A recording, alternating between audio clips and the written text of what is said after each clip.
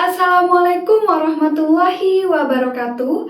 Salam, Om Swastiastu, Namo Buddhaya, Salam Kebajikan.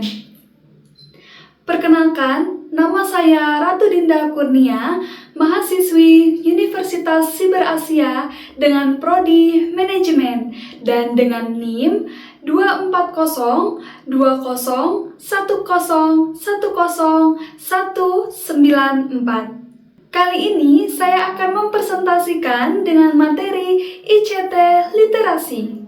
Revolusi Industri 1.0 sampai Industri 4.0. Industri 1.0. Istilah ini pertama kali muncul sekitar tahun 1750. Pada tahun inilah yang sering disebut masa revolusi Industri 1.0. Pada masa inilah terjadi perubahan secara besar-besaran dalam bidang pertanian, manufaktur, pertambangan, transportasi, dan teknologi. Revolusi ini bermula ketika mesin tenaga air dan uap dikembangkan untuk membantu para pekerja. Industri 2.0. Revolusi ini terjadi pada abad 19 sampai abad ke-20. Ditandai dengan munculnya listrik yang lebih murah dari tahun sebelumnya. Revolusi Industri 2.0 merupakan kelanjutan dari Revolusi Industri 1.0 yang merupakan terjadi perubahan secara besar-besaran. Perubahan besar-besaran tersebut terjadi di dalam masyarakat dan bidang industri. Industri 3.0. Pada industri ini berbeda dari industri 1.0 dan industri 2.0.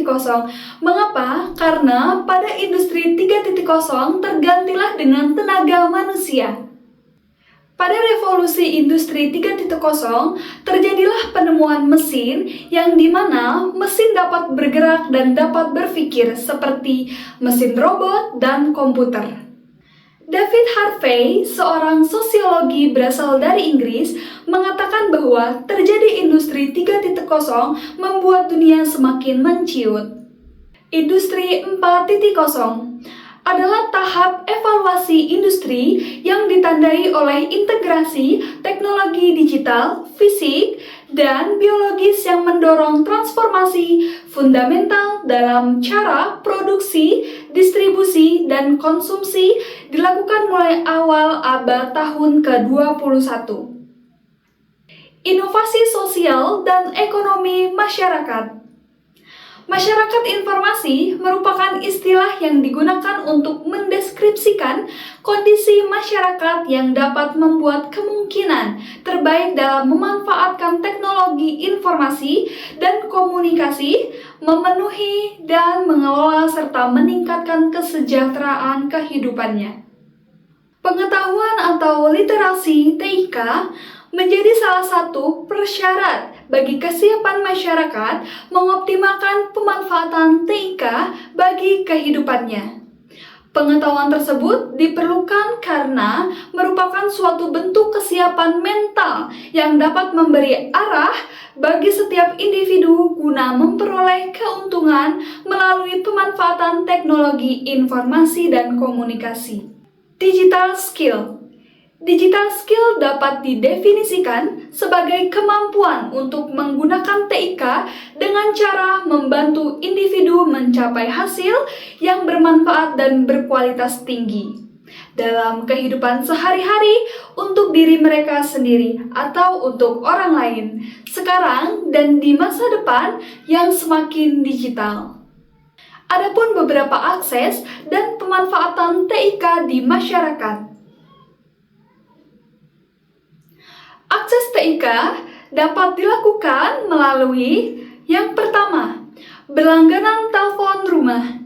Yang kedua, berlangganan telepon seluler. Yang ketiga, berlangganan internet kantor. Yang keempat, berlangganan internet pita lebar mobile. Tingkat pemanfaatan TIK dapat diukur sebagai berikut. Yang pertama, jumlah orang yang menggunakan internet. Dan yang kedua, ICTS Skill. Dan yang ketiga, Bandwidth International. Dan yang keempat, Fixed Broadband Internet Traffic.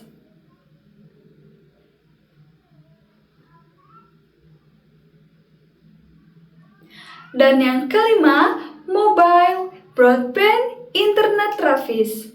TIK untuk pemecahan masalah di masyarakat. TIK untuk pemecahan masalah di masyarakat. TIK dapat berkontribusi pada pertumbuhan ekonomi bangsa melalui inovasi hingga penyelesaian masalah sosial yang sedang dihadapi. Melalui inovasi dan pemanfaatan TIK, sebuah negara dapat meningkatkan daya saing secara global. Penerapan TIK di berbagai sektor, bisa dari telekomunikasi, pendidikan, publik, kesehatan, pertanian, dan keamanan pangan. Sekian presentasi dari saya, kurang lebihnya mohon maaf dan terima kasih. Assalamualaikum warahmatullahi wabarakatuh.